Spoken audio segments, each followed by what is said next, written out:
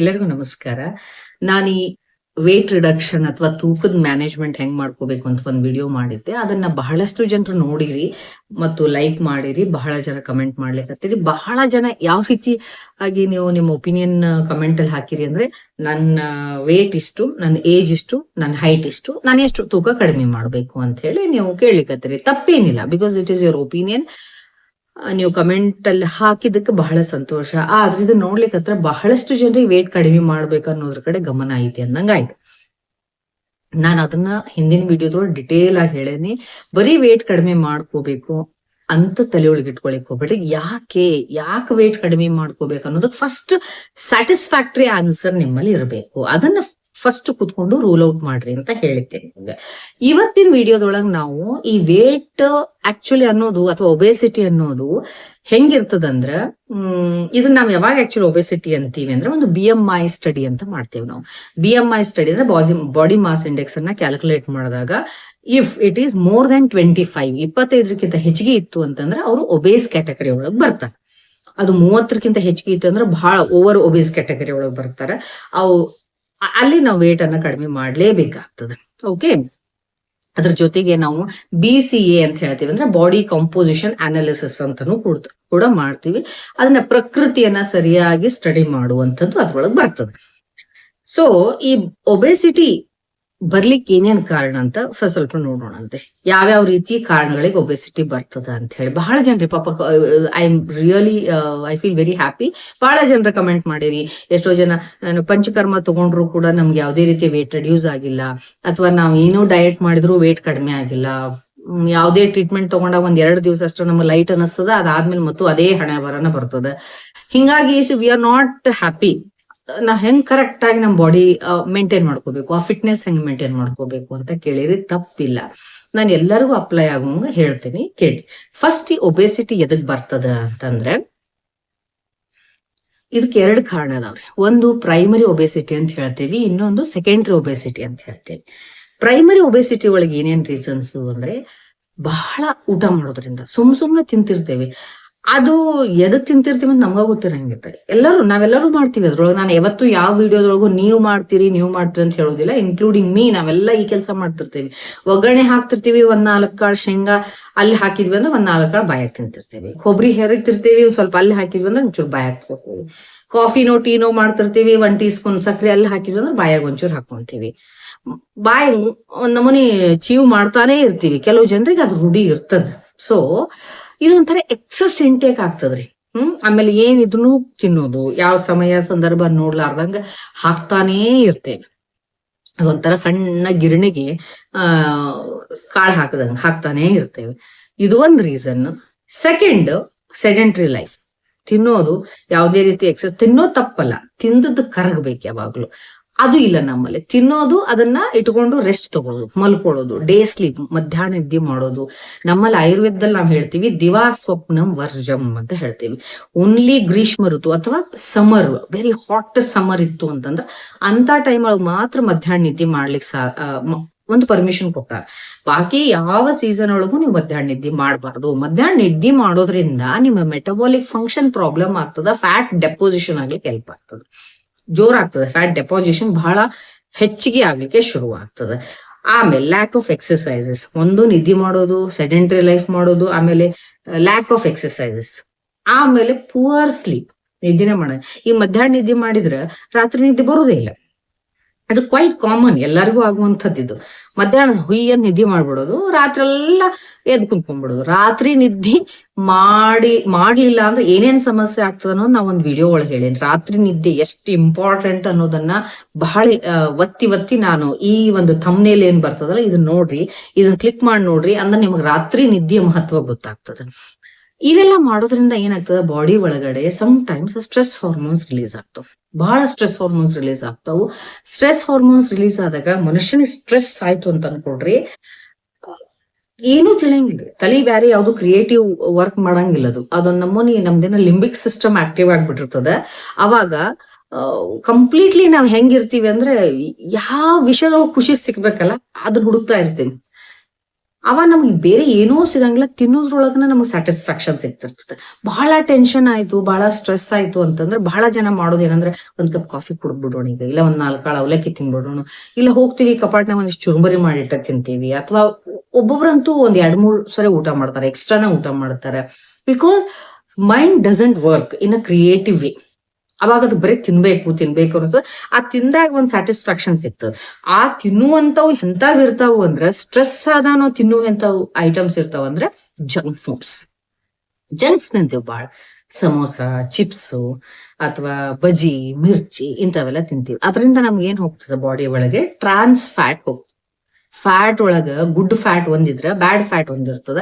ಆ ಟ್ರಾನ್ಸ್ ಫ್ಯಾಟ್ ಅನ್ನ ಈ ರೀತಿಯಾಗಿ ತಗೊಳ್ಳೋದು, ಸೆಡೆಂಟ್ರಿ ಮಲ್ಕೊಳ್ಳೋದು, ರಾತ್ರಿ ನಿದ್ದೆ ಮಾಡಂಗಿಲ್ಲ, ಸ್ಟ್ರೆಸ್ ಹಾರ್ಮೋನ್ಸ್ ಬರ್ತಾವು, ಆಟೋಮೆಟಿಕಲಿ ನಮಗ ಒಬೆಸಿಟಿ ಬರ್ತದ. ಅಂತವ್ರಿಗೆ ಈ ಒಬೆಸಿಟಿ ಬಂದಾಗ ಸಾಕಷ್ಟು ಪ್ರಾಬ್ಲಮ್ ಶುರು ಆಗ್ತಾವ. ಇದನ್ನ ಯಾರ್ಯಾರು ಮಾಡ್ತೀರಿ, ಈ ರೀತಿಯಾದಂತ ಹ್ಯಾಬಿಟ್ಸ್ ಯಾರ್ಯಾರಿಗೆ ಅದಾವು, ಅಡಿಗೆ ಮನೆಯೊಳಗ ತಿನ್ಕೊಂತ ಅಡಿಗೆ ಮಾಡೋ ಹ್ಯಾಬಿಟ್ ಯಾರ್ಯಾರಿಗೆ ಐತಿ, ಅವರು ಕಮೆಂಟ್ ಅಲ್ಲಿ ಹಾಕ್ರಿ, ಎಸ್ ಅಂತ ಹಾಕ್ರಿ. ಇನ್ನು ಸೆಕೆಂಡ್ರಿ ಒಬೆಸಿಟಿ ಹೆಂಗ್ ಬರ್ತದ ಗೊತ್ತಾ? ಸೆಕೆಂಡ್ರಿ ಒಬೆಸಿಟಿ ಬರುವಂತದ್ದು ಕೆಲವೊಂದು, ಈ ಪ್ರೈಮರಿ ಒಬೆಸಿಟಿ ಬಂದ್ಮೇಲೆ ಸೆಕೆಂಡ್ರಿ ಬರ್ತದ್ರಿ. ಯಾವಾಗ್ಲೂ ಸಡನ್ ಸೆಕೆಂಡ್ರಿ ಒಬೆಸಿಟಿ ಯಾವತ್ತೂ ಬರುದಿಲ್ಲ. ಪ್ರೈಮರಿಯಿಂದ ಆದ್ಮೇಲೆ ಸೆಕೆಂಡ್ರಿ ಸ್ಕೂಲ್ಗೆ ಹೋಗ್ತೇವಲ್ಲ ನಾವು, ಹಂಗ ಸೇಮ್ ಇವೆಲ್ಲ ಕಾರ್ಬಾರ್ ಮಾಡ್ಕೊಂಡಿರ್ತೀವಿ ಇಂಥವೆಲ್ಲ. ಆಮೇಲೆ ನಮ್ಗೆ ಸೆಕೆಂಡ್ರಿ ಒಬೆಸಿಟಿ ಬರ್ತದ. ಯಾವಾಗ ಇವೆಲ್ಲ ಸಮಸ್ಯೆಗಳನ್ನ ಮಾಡ್ಕೊಂಡಾಗ ಹಾರ್ಮೋನ್ ಅಲ್ಲಿ ಇಂಬ್ಯಾಲೆನ್ಸ್ ಆಗ್ತದೆ. Thyroid problem imbalance, thyroid gland imbalance ಆಗಿ ಸಿಕ್ರೇಷನ್ ಶುರು ಮಾಡ್ತದ. ನಮ್ಮ ಥೈರಾಯ್ಡ್ ಗ್ಲ್ಯಾಂಡ್ ಥೈರಾಕ್ಸಿನ್ ಅನ್ನುವಂತ ಹಾರ್ಮೋನ್ ಅನ್ನು ಉತ್ಪತ್ತಿ ಮಾಡ್ತದ. ಅದು ನಮ್ಮ ದೇಹದೊಳಗೆ ನಡೆಯುವಂತ ಮೆಟಬಾಲಿಕ್ ಫಂಕ್ಷನ್ ಬೇಕಾದಂತ ಇಂಪಾರ್ಟೆಂಟ್ ಹಾರ್ಮೋನ್. ನಮ್ದು ಮೇನ್ ಮೆಟಬಾಲಿಕ್ ಫಂಕ್ಷನ್ ಕೆಟ್ಟಾಗ ಇಲ್ಲಿ ಥೈರಾಕ್ಸಿನ್ ಸರಿಯಾಗಿ ಉತ್ಪತ್ತಿ ಆಗುವುದಿಲ್ಲ. ಅವಾಗ ಅದರಿಂದ ಮತ್ತೆ ಒಬೆಸಿಟಿ ಬರ್ತದೆ. ಹೈಪೋಥೈರಾಯ್ಡಿಸಮ್ ಪ್ರಾಬ್ಲಮ್ ಇದ್ದಾಗ ಒಬೆಸಿಟಿ ಬರ್ತದ. ಸೆಕೆಂಡ್, ಸ್ಟೆರಾಯ್ಡ್ಸ್ ತಗೋತಾರೆ ಕೆಲವು ಜನ, ಕಂಟಿನ್ಯೂಸ್ ಆಗಿ ತಮ್ಗೆ ತಾಮ ಸ್ಟೆರಾಯ್ಡ್ಸ್ ತಗೊಳ್ಳುವಂಥದ್ದು, ಅಥವಾ ಸಮ್ ಸೈಕ್ಯಾಟ್ರಿಕ್ ಮೆಡಿಸಿನ್ಸ್ ಮೇಲೆ ಇರ್ತಾರ. ಅವು ಸ್ವಲ್ಪ ಅನಿವಾರ್ಯತೆಯಿಂದ ಸೈಕ್ಯಾಟ್ರಿಕ್ ಮೆಡಿಸಿನ್ಸ್ ಮೇಲೆ ಇರ್ಬೇಕಾಗ್ತದ. ಅಂತ ಕಂಡೀಷನ್ ಒಳಗೂ ಕೂಡ ಏನಾಗ್ತದ ಅಂತಂದ್ರೆ ಒಬೆಸಿಟಿ ಶುರು ಆಗ್ತದೆ. ಆಮೇಲೆ ಹಾರ್ಮೋನಲ್ ಇಂಬ್ಯಾಲೆನ್ಸ್, ಈ ಕೆಲವೊಂದು ನಮ್ದು ಇಸ್ಟ್ರೋಜನ್ ಪ್ರೊಜೆಸ್ಟ್ರಾನ್ ಇಂಬ್ಯಾಲೆನ್ಸ್ ಆಗೋದ್ರಿಂದ, ಗೊನೆಡೋಟ್ರೋಪಿಕ್ ಹಾರ್ಮೋನ್ಸ್ ಇಂಬ್ಯಾಲೆನ್ಸ್ ಆಗೋದ್ರಿಂದ, ಸಾಕಷ್ಟು ಇನ್ಸುಲಿನ್ ಹಾರ್ಮೋನ್ ಒಳಗಡೆ ವ್ಯತ್ಯಾಸ ಆಗೋದ್ರಿಂದ ಫ್ಯಾಟ್ ಡೆಪಾಸಿಷನ್ ಆಗ್ಲಿಕ್ಕೆ ಶುರು ಆಗ್ತದೆ. ಇದಕ್ಕೆ ನಾವು ಸೆಕೆಂಡ್ರಿ ಒಬೆಸಿಟಿ ಅಂತ ಹೇಳ್ತೇವೆ. ಇನ್ನೂ ಹಲವಾರು ಕಾರಣಗಳಿರ್ತಾವು. Stress is one of the most important factors especially in obesity. ಹಂಗಂದ್ರೆ ಈಗ ನಮ್ ಕಮೆಂಟ್ಸ್ ಮಾಡಿದವ್ರ ಪೈಕಿ ನಾವು ಹೇಳೋಣ, ಎಷ್ಟೋ ಜನರು ಹೈಟ್, ವೇಟ್ ಮತ್ತು ತೂಕವನ್ನ ಕಳಿಸಿರಿ. ನಾನು ಅದಕ್ಕೊಂದು ಯಾವ ರೀತಿಯಾಗಿ ನಿಮಗ್ ನೀವೇ ಕ್ಯಾಲ್ಕುಲೇಟ್ ಮಾಡ್ಕೋಬೇಕು BMI ಅನ್ನೋದನ್ನ ತೋರಿಸ್ತೀನಿ. ಈ ಜಸ್ಟ್ ವಿಡಿಯೋ ನೋಡ್ರಿ. ಇಲ್ಲಿ ನೋಡ್ರಿ, ಒಬ್ರು ಆಕ್ಚುಲಿ ನನ್ ಕಮೆಂಟ್ ಸೆಕ್ಷನ್ ಒಳಗೆ ಕೇಳಾರ ಈ ಪ್ರಶ್ನೆ. ಏನು ಅಂದ್ರೆ, ಅವ್ರ ವಯಸ್ಸು 30 ವರ್ಷ ಆಯ್ತಂತ, 30 ವರ್ಷ ಐತಿ ಇಯರ್ಸ್. ಅವ್ರ ಹೈಟ್ ಬಂದು 155 ಸೆಂಟಿಮೀಟರ್ಸ್ ಅಂತ ಹೇಳ್ಯಾರ ಅವರು. ಆಮೇಲೆ ವೇಟು 57 kgs ಅದೀವಿ ಅಂತ ಹೇಳ್ಯಾರ. ನಾನು ಎಷ್ಟು ವೇಟ್ ಕಡಿಮೆ ಮಾಡ್ಬೇಕು ಅಂತ ಅವ್ರ ಪ್ರಶ್ನೆ ಕೇಳಾರ. ನಾ ಫಸ್ಟ್ ಹೇಳೋದೇನಂದ್ರ, ಯಾಕೆ ಕಡಿಮೆ ಮಾಡ್ಬೇಕು ಅನ್ನೋದನ್ನ ಲಿಸ್ಟ್ ಔಟ್ ಮಾಡ್ಕೊಡ್ರಿ ಅಂತ ಹೇಳಿದ್ದೆ. ನಾನು ವಿಡಿಯೋ ಸರಿಯಾಗಿ ನೋಡಿಲ್ಲ ಅಂದ್ರೆ ಫಸ್ಟ್ ಅದನ್ನ ಕಂಪ್ಲೀಟ್ ಆಗಿ ನೋಡ್ಕೊಳ್ರಿ. ಈಗ ಇವ್ರು ನಾವು BMI ಸ್ಟಡಿ ಮಾಡೋಣಂತೆ. BMI ಪ್ರಕಾರ ಏನು ಅಂತಂದ್ರೆ, BMI ನಾವು ಹೆಂಗ್ ಕ್ಯಾಲ್ಕುಲೇಟ್ ಮಾಡ್ತೀವಿ ಅಂದ್ರೆ, BMI is equal to weight divided by height square in meters. ಯಾವಾಗ್ಲೂ ಹೈಟ್ ಮೀಟರ್ ಒಳಗಿರ್ಬೇಕು. ಅದ್ರ ಪ್ರಕಾರ ಇಲ್ಲಿ ತಗೊಂಡ್ರೆ ಏನಾಗ್ತದ ನೋಡ್ರಿ, ವೇಟ್ ಬಂದಿಲ್ಲಿ 57 kgs ಅದ. ಇಲ್ಲಿ ಹೈಟು ಇವ್ರದ್ದು 155 ಸೆಂಟಿಮೀಟರ್ಸ್ ಅಂದ್ರೆ ಮೀಟರ್ ಒಳಗೆ ತಗೊಂಡ್ವಿ ಅಂದ್ರೆ 1.55 ಸ್ಕ್ವೇರ್ ಮೀಟರ್ಸ್ ಆಗ್ತದೆ. ಇದನ್ನ ನೀವು ಕರೆಕ್ಟ್ ಆಗಿ ಕ್ಯಾಲ್ಕುಲೇಷನ್ ಮಾಡ್ಕೊಂಡ್ರಿ ಅಂದ್ರೆ ಹೆಂಗ್ ಬರ್ತದ, 57 ಡಿವೈಡೆಡ್ ಬೈ ಇದ್ರದ್ದು ನೀವು 1.55 ಇಂಟು 1.55 ಮಾಡಿದ್ರೆ 2.40 ಬರ್ತದೆ. ಇದನ್ನ ಕರೆಕ್ಟ್ ಆಗಿ ಕ್ಯಾಲ್ಕುಲೇಟರ್ ಯೂಸ್ ಮಾಡ್ಕೊಂಡು ನೀವು ಇದು ಮಾಡ್ಕೊಂಡ್ರಿ ಅಂದ್ರೆ, ಡಿವೈಡ್ ಮಾಡ್ಕೊಂಡ್ರೆ 23.75 ಬರ್ತದೆ.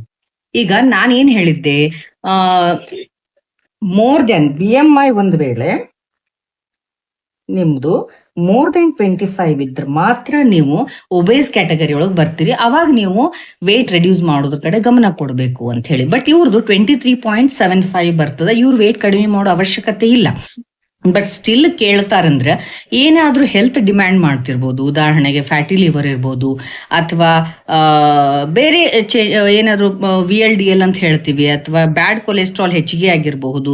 ಎಷ್ಟೋ ಸಾರಿ ನೋಡ್ಲಿಕ್ಕೆ ತಳ್ಳಗಿದ್ರು ಕೂಡ ಅಂಥವ್ರಿಗೂ ಕೂಡ ಲಿವರ್ ಒಳಗೆ ಫ್ಯಾಟ್ ಡೆಪಾಸಿಷನ್ ಆಗಿರ್ತದೆ.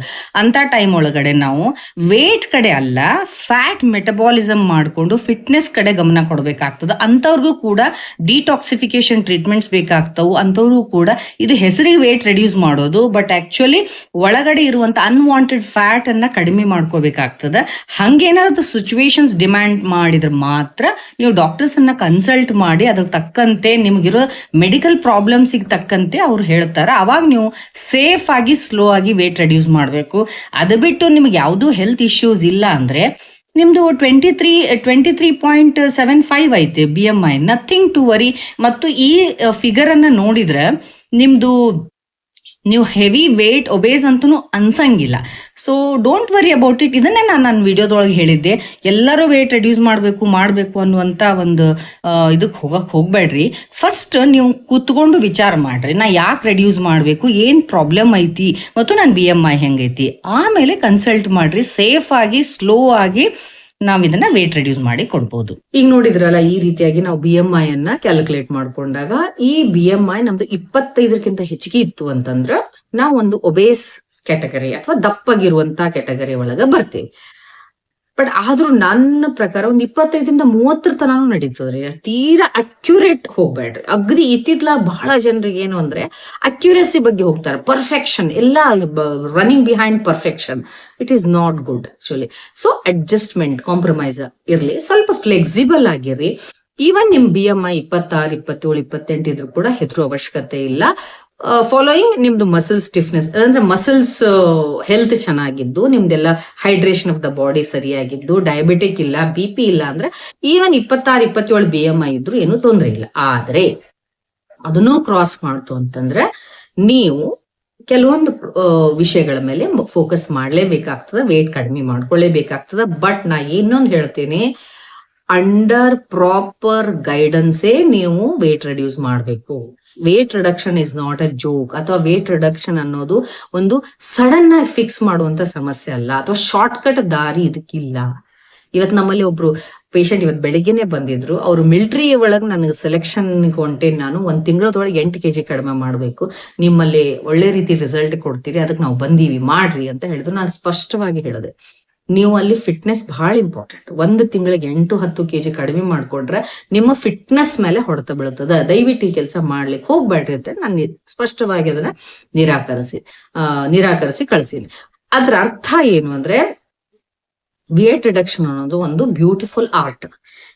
ಅದನ್ನ ಹೆಂಗ್ ಮಾಡ್ಕೋಬೇಕು ಈಗ ಒಂದ್ ಸ್ವಲ್ಪ ನಾವು ನೋಡೋಣ.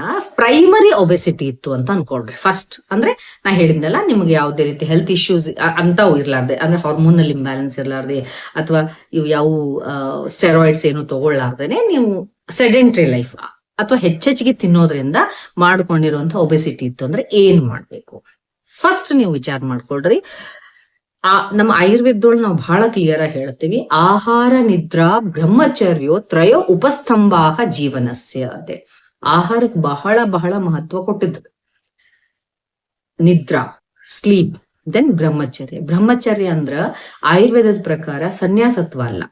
You should have only 1-to-1 relationship ಇರಬೇಕು. ಮಲ್ಟಿಪಲ್ ಪಾರ್ಟ್ನರ್ಸ್ ಅನ್ನ ಇಟ್ಕೊಳ್ಬಾರ್ದು. ಓಕೆ, ಇದು ಯಾವ ರೀತಿಯಲ್ಲೂ ಒಳ್ಳೆಯದಲ್ಲ.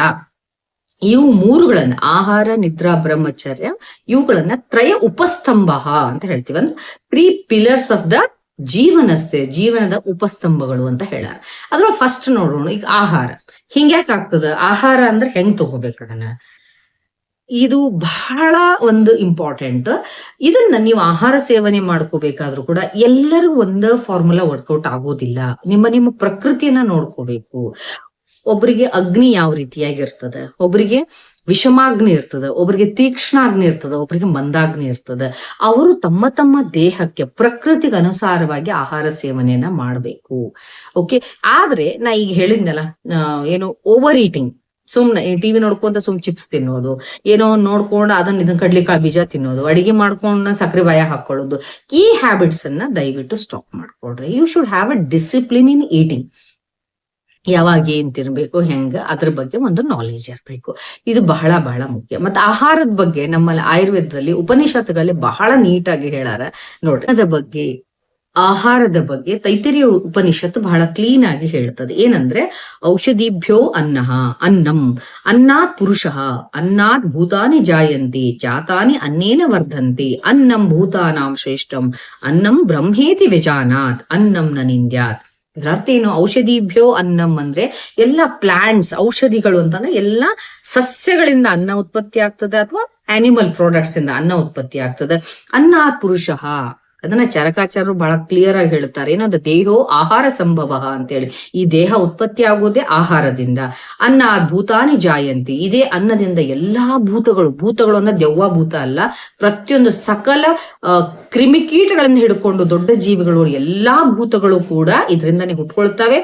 ಜಾತಾನಿ ಅನ್ನೇನ ವರ್ಧಂತೆ, ಹುಟ್ಟಿದಂತ ಎಲ್ಲಾ ಜೀವಿಗಳು, ಸಹಸ್ರ ಜೀವಿಗಳು ಕೂಡ ಇದರಿಂದ ಪಾಲನೆಗೊಳ್ತವೆ, ವರ್ಧಂತೆ ಬೆಳಿತಾವು ಮತ್ತು ಇದರಲ್ಲೇ ವಿಲೀನ ಆಗ್ತಾವ್. ಅದಕ್ಕೆ ಇದಕ್ಕೆ ಅನ್ನಂ ಬ್ರಹ್ಮಂ ಅಂತ ಹೇಳ್ತಾರೆ. ಅಂದ್ರೆ ಅರ್ಥ ಬ್ರಹ್ಮನಿಂದಲೇ ಹುಟ್ಟಿ ಬ್ರಹ್ಮನಿಂದಲೇ ಪಾಲನೆಗೊಂಡು ಬ್ರಹ್ಮನಲ್ಲೇ ವಿಲೀನ ಆಗುವಂಥದ್ದು. ಅಂದ್ರೆ ಅನ್ನದಿಂದಲೇ ಹುಟ್ಟಿ ಅನ್ನದಿಂದಲೇ ಪಾಲನೆಗೊಂಡು ಕೊನೆಗೆ ಅನ್ನದಲ್ಲೇ ನಾವು ವಿಲೀನ ಆಗ್ತೀವಿ. ಈ ದೇಹ ಹಾಗೆ ವಿಲೀನ ಆಗೋದಕ್ಕೆ. ಅದಕ್ಕೆ ಇಂಥ ಅನ್ನವನ್ನ ನ ನಿಂದ್ಯ, ಇದನ್ನ ನಿಂದನೆ ಮಾಡ್ಬೇಡ್ರಿ. ಅಂದ್ರೆ ಅರ್ಥ ಏನು? Respect your food. ಅಂದ್ರೆ what you mean by respecting the food? ಅನ್ನವನ್ನ ನೀವು ಪೂಜಿಸ್ಬೇಕು, ರೆಸ್ಪೆಕ್ಟ್ ಮಾಡ್ಬೇಕು. ಅಂದ್ರೆ ಅನ್ನವನ್ನ ಇಟ್ಟು ಅನ್ನದ ಡಬರಿಗೆ, ಅನ್ನದ ಪಾತ್ರೆಗೆ ಮತ್ತೊಂದಿಷ್ಟು ಊದಿನ ಕಡ್ಡಿ ಹೆಚ್ಚಿ ಆರತಿ ಮಾಡಿ ಅದಕ್ಕೊಂದು ನೈವೇದ್ಯ ಮಾಡಿ ಅದನ್ನು ಸೇರಿಸಿ ತಿನ್ನುವುದು ಅಲ್ಲ. ಅನ್ನಕ್ಕೆ ರೆಸ್ಪೆಕ್ಟ್ ಕೊಡ್ಬೇಕಂದ್ರೆ ಅರ್ಥ ಎಷ್ಟು ಶುಚಿಯಾದಂತ ಅನ್ನವನ್ನ, ಯಾವ ಪ್ರಮಾಣದಲ್ಲಿ, ಯಾವ ರೀತಿಯ ಕಾಂಪೋಸಿಷನ್ ಇರುವಂತ ಆಹಾರವನ್ನ ನಮ್ಮ ದೇಹದ ಸರಿಯಾದ ವರ್ಧನೆಗೆ, ನಮ್ಮ ದೇಹ ಸರಿಯಾಗಿ ವರ್ಧನೆ ಆಗ್ಬೇಕಲ್ಲ, ರಸ ರಕ್ತ ಮಾಂಸ ಮೇದ ಅಸ್ಥಿ ಮಜ್ಜ ಶುಕ್ರ, ಹಿಂಗ ಸಪ್ತಧಾತುಗಳು ಉತ್ಪತ್ತಿ ಆಗ್ಲಿಕ್ಕೆ ಹೆಂಗ್ ಸಹಾಯ ಆಗ್ತದ ಆ ರೀತಿಯಾಗಿ ಅನ್ನವನ್ನ ನಮ್ಮ ಪ್ರಕೃತಿಗೆ ಅನುಸಾರವಾಗಿ ನಾವು ಸೇವಿಸೋದೇ ರೆಸ್ಪೆಕ್ಟಿಂಗ್ ದ ಅನ್ನ. ಅದ್ ಹಂಗ್ ಮಾಡಿದಾಗ ಅನ್ನಕ್ಕೆ ನಾವು ರೆಸ್ಪೆಕ್ಟ್ ಕೊಟ್ಟಂಗ. ನಮ್ಮ ದೇಹಕ್ಕೆ ಹೊಂದಲಾರದಂತ ಆಹಾರವನ್ನ ನಾವು ಸೇವನೆ ಮಾಡಿ ಅದನ್ನ ಡೈಜೆಷನ್ ಮಾಡಕ್ ಆಗ್ಲಾರ್ದಂಗಾಗಿ ವಾಮಿಟೋ ಅಥವಾ ಲೂಸ್ ಮೋಷನೋ ಮಾಡ್ಕೊಂಡ್ರೆ ಅನ್ನಕ್ಕೆ ನಾವು ಗೌರವ ಕೊಟ್ಟಂಗಲ್ಲ. ಅನ್ನಕ್ಕೆ ಯಾವಾಗ ಗೌರವ ಕೊಟ್ಟಂಗಂದ್ರೆ ಅಷ್ಟು ಅದನ್ನ ಗೌರವಯುತವಾಗಿ ಸೇವನೆ ಮಾಡಿದಾಗ ಅದರಿಂದ ನಮ್ಮ ಎಲ್ಲ ಪ್ರಾಣಕ್ಕೆ ಪೋಷಣೆ ಆಗ್ಬೇಕು. ಆ ರೀತಿಯಾಗಿ ಅನ್ನವನ್ನ ಟ್ರೀಟ್ ಮಾಡೋದೇನಿರ್ತದೆ ಅದಕ್ಕೆ ನಾವು ಅನ್ನಕ್ಕೆ ಬಹಳ ರೆಸ್ಪೆಕ್ಟ್ ಕೊಡ್ಬೇಕು ಅಂತ ಹೇಳ್ತೀವಿ. ಮತ್ತು ಈ ಅನ್ನ ಅನ್ನೋದು, ಆಹಾರ ಅನ್ನೋ ಸೇವನೆ ಅನ್ನೋದು ಕೇವಲ ಬಾಯಿಂದ ತಗೊಳ್ಳೋದು ಮಾತ್ರ ಆಹಾರ ಸೇವನೆ ಅಲ್ಲ. ಆಯುರ್ವೇದದೊಳಗೆ ಸ್ಪಷ್ಟವಾಗಿ ಹೇಳ್ತಾರೆ. ಏನು ಅಂದ್ರೆ, ನೀವು ಬಾಯಿಂದ ಏನ್ ಊಟ ಮಾಡ್ತೀರಿ ಅದು ಒಂದು ರೀತಿಯ ಕೊಬ್ಬನ್ನ ನಿಮ್ಮ ದೇಹದೊಳಗ ಉತ್ಪತ್ತಿ ಮಾಡ್ತದೆ. ಅದ್ರ ಜೊತೆಗೆ ನಮ್ಮ ಪಂಚ ಜ್ಞಾನೇಂದ್ರಿಯಗಳಿಂದಲೂ ಕೂಡ ನಾವು ಆಹಾರವನ್ನ ಸೇವನೆ ಮಾಡ್ತೀವಿ. ಇದರ ಬಗ್ಗೆ ನಾವು ಡಿಟೇಲ್ ಆಗಿ ಮುಂದಿನ ವಿಡಿಯೋದಲ್ಲಿ ಹೇಳ್ತೀನಿ. ಮತ್ತು ಯಾವ ರೀತಿಯಾಗಿ ನಾವು ಓವರ್ ಅಕ್ಯುಮುಲೇಷನ್ ಮಾಡ್ಕೋತೀವಿ, over accumulation of the food ನ ಮಾಡ್ಕೊಂಡು ಫಿಸಿಕಲ್ ಒಬೇಸಿಟಿ ಜೊತೆಗೆ ಇನ್ಫಾರ್ಮೇಟಿವ್ ಒಬೇಸಿಟಿಯನ್ನು ಮಾಡ್ಕೋತೀವಿ. ಅವ್ನಿಗೆ ಎಂತೆಂತ ಅವಘಡಗಳನ್ನ ಮಾಡ್ಕೊಳ್ತೀವಿ ಅನ್ನೋದನ್ನ ನಾನು ಮುಂದಿನ ವಿಡಿಯೋದೊಳಗೆ ಹೇಳ್ತೀನಿ. ಜೊತೆಗೆ ಇದಕ್ಕೆ ಯಾವ ರೀತಿಯಾಗಿ ನಾವು ಇಂಟೆಲೆಕ್ಚುಯಲ್ ಆಗಿ ಬಹಳ ರೆಸ್ಪೆಕ್ಟ್ಫುಲ್ ಆಗಿ ಇದನ್ನ ಒಬೇಸಿಟಿಯನ್ನ ಡೀಲ್ ಮಾಡಬೇಕು ಅನ್ನೋದನ್ನು ಕೂಡ ನಾನು ಡೀಟೇಲ್ ಆಗಿ ಮುಂದಿನ ವಿಡಿಯೋದಲ್ಲಿ ಹೇಳ್ತೀನಿ. ಯಾರು ನಾನು ಈ ವಿಡಿಯೋನ ನೋಡ್ಲಿಕ್ಕತ್ತೀರಿ, ದಯವಿಟ್ಟು ಚಾನೆಲ್ ಅನ್ನ ಸಬ್ಸ್ಕ್ರೈಬ್ ಮಾಡ್ರಿ. Keep watching my videos and like ಮಾಡ್ರಿ, ಶೇರ್ ಮಾಡ್ರಿ, ಕಮೆಂಟ್ ಮಾಡ್ರಿ. Thank you.